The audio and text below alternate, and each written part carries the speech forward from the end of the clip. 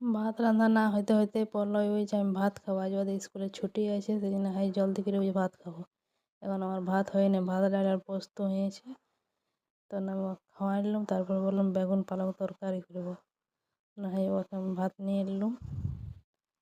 আমি ভাত নিয়ে ওকে খাওয়াইতে বসে গেলাম, দেখছি মোবাইল নিয়ে বসে গেছি। যখন স্নান করে নেবো একে একে দুজনকে খাওয়াই দিলাম।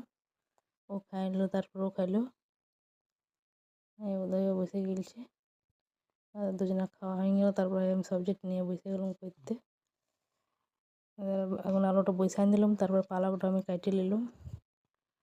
তারপরে জল দিয়ে সিদ্ধ দিয়ে দিলাম। এদের পালকটা আমার কাটা হয়ে গেলো, এদের ধোয়া পোছা হয়ে গেলো, কিছু লাইটও ছিল। তারপরে সবজিটা বানা হয়ে গেলো, এবার কড়াইটা ধোবো, সে রাখিয়ে দেবো, ধুয়ে দেবো। আর ইয়া দিয়ে এবার স্নান করাবো। দুজনে স্নান করাই নিলাম, এলে কাপড় লওয়া কাইচে নিলাম, এলে মেলে দিলাম। আর সকালে কাইচেছিলাম সেলে কুড়াই নিয়ে এলাম, এলাকা ওইটাই রেখে নিলাম, ঘর ঝেঁটা আনলাম। আর আমিও ভাত খেতে বসে গেলাম। এরা সব খাইয়ে দিয়ে সাফা করে দিলাম, আর বসে গেলাম।